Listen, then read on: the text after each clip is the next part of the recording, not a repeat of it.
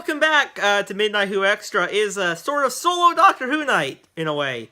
The Watcher's over on the couch, but he's not feeling too well enough to review this episode.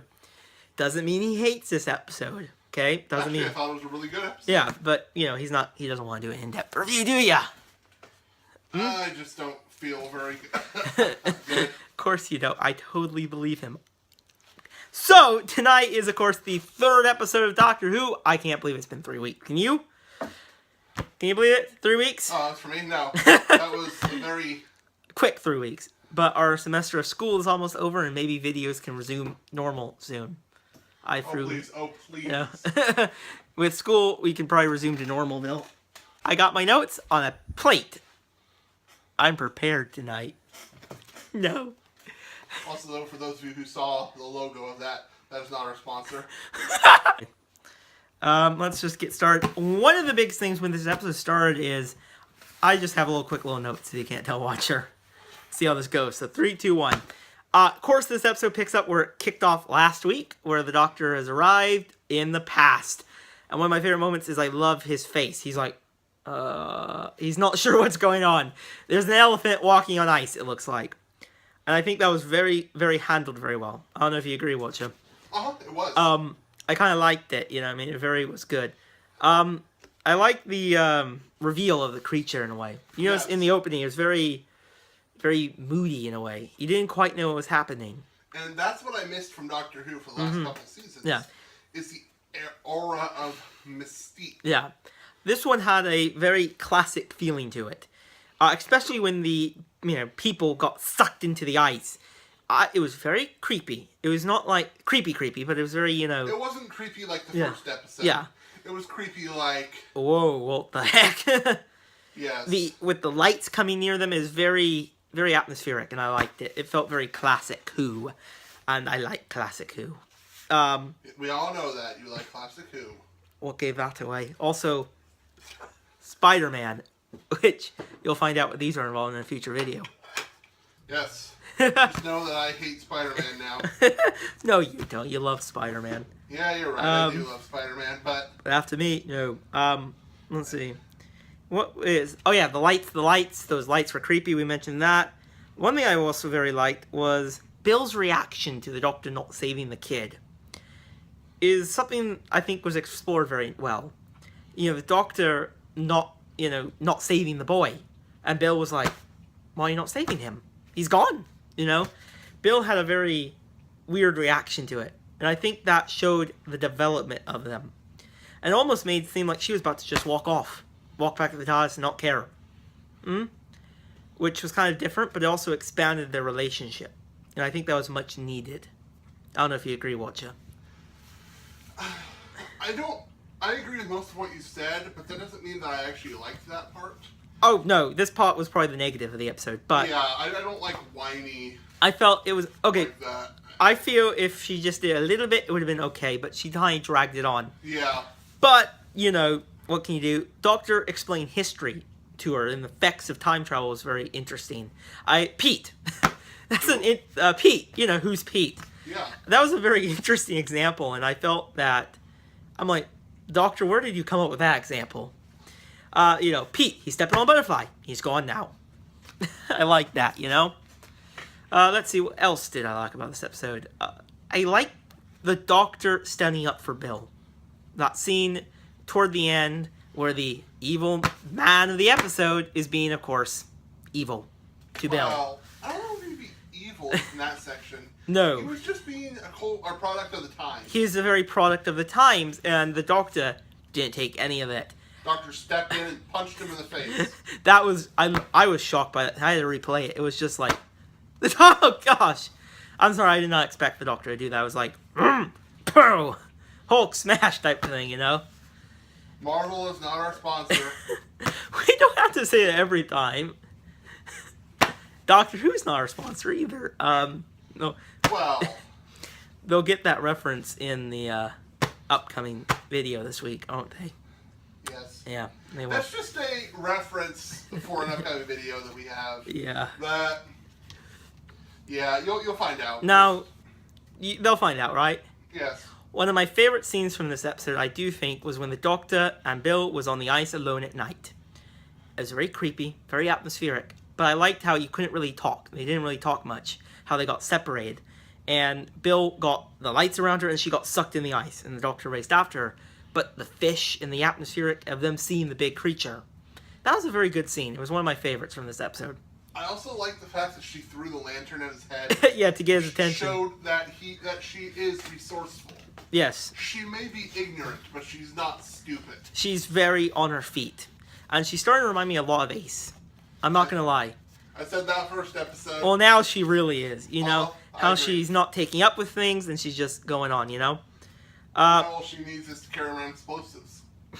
Explosives, and then we'll have Ace 2.0. Now, of course, the villain of this episode was a very madman in a way. He's very, evil, I guess. I'm saying evil a lot. What? I don't know how to describe the bad guy. What do you describe him? I'm having trouble describing the bad guy. When he wants to kill every person Yeah.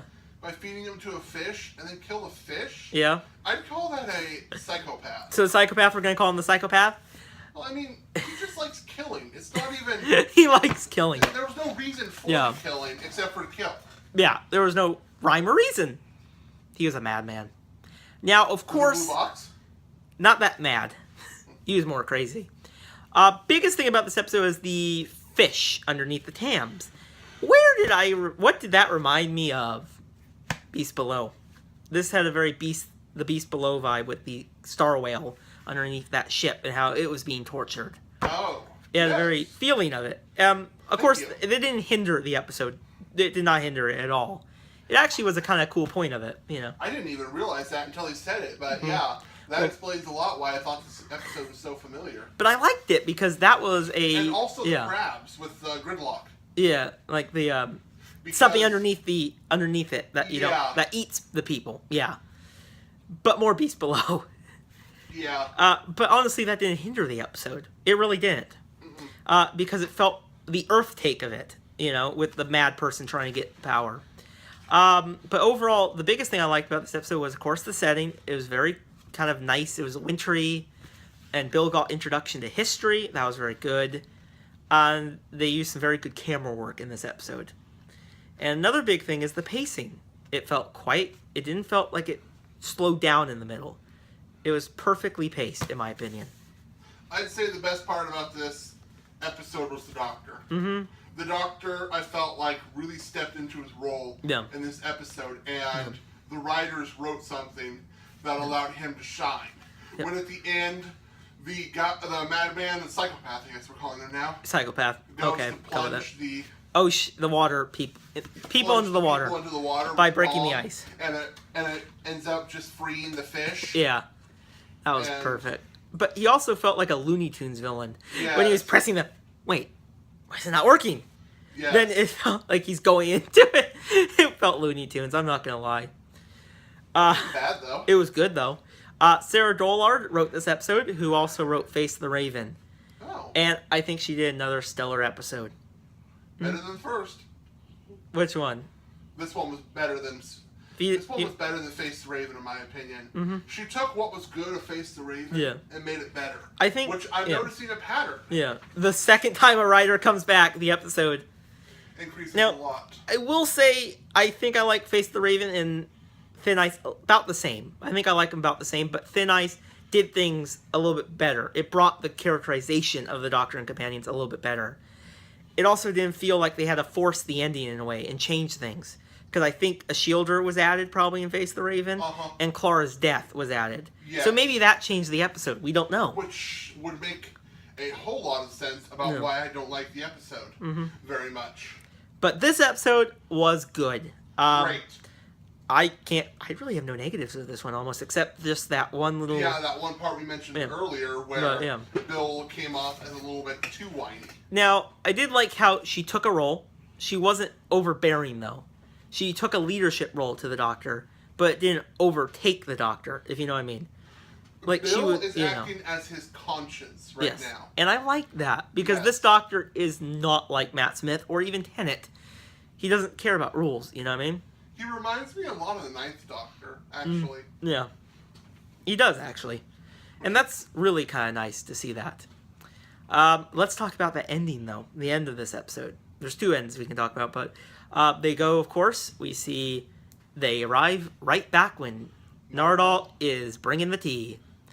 And I like how he doesn't notice that they're in different outfits until right when he drops it down and he's like, "You broke your oath." And I love that line. Do these look like out of this world clothes, you know? Uh-huh. That was a good scene. I liked it, didn't you? Yes. Now, the biggest question is the vault. It is back again. But this time, it's a little bit different than the last time we saw it. Do you agree? Well, I've been hearing a lot of rumors saying that the Master is probably in there. I hear that, off too. of the knocking. Well, okay, if we talk about the knocking really quick, he will knock 4 times, sir, right? But if I remember the episode, End of Time, who did those knocks refer to? Not the Master, Wilf. Yes. Because Wilf was actually the one who is knock. Oh,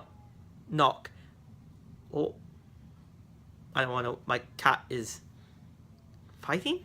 I think they're fighting. No, that's a moan. I'll be back. So overall, what did I think of Thin Ice? Well, I give it a solid 8 out of 10. It was a very good episode. I just liked it. That's all I did. That's all I can say. I liked it. What do you think, Watcher? I probably have to give it, I'm cleaning towards a 9. Mm-hmm. Like, really close to a 9. I don't know if it is a 9. Yeah. But it would be considered a B+ on my scale. It is fantastic. Yeah. It might be raised after the rest of the season. Mm-hmm. But comparing what the season has been so far, the Yeah. first one wasn't... It was the introduction. The first one was like the introduction to the companion. Yes. The second one was okay. It brought very good elements to it. But the third one, A+, almost. Yes. I think It just had some things that kind of dug me. But, yeah. I can't... Maybe if I rewatch this episode, I'll give it more. But right now, 8 out of 10, 9 out of 10. Yes. But honestly, Sarah Dollard wrote an amazing episode. Good job, Sarah Dollard. Honestly, I cannot wait to see what this writer brings back to the table. I can't wait to see what this season brings. I mean, Honestly, we're 3 episodes in and it's only getting better. unlike last season where That kind of... tapered off. This season I'm hoping goes up more. But hey, the biggest thing that defines the season is the finale. That's all I will ever say. I'm really hoping that this vault thing is worthy of this arc. I'm really hoping it's not just the Master. I mean... I don't want it to be the Master, is basically what we're saying. I'm wondering if it's the Mondasian Cybermen, though. That would be awesome. Which would be cool. But we don't know. It's all about waiting, speculation, and that's what the fun of Doctor Who is. Well, I think that's it for the night. Honestly, I think this might be one of the best episodes of Series 10 right now. Well, it's the 3rd episode, so... Well, we can have a high winner to compare every other episode to. Yeah. But honestly, Doctor Who is back. That's all I will say. Do you feel it? Yes. It's back.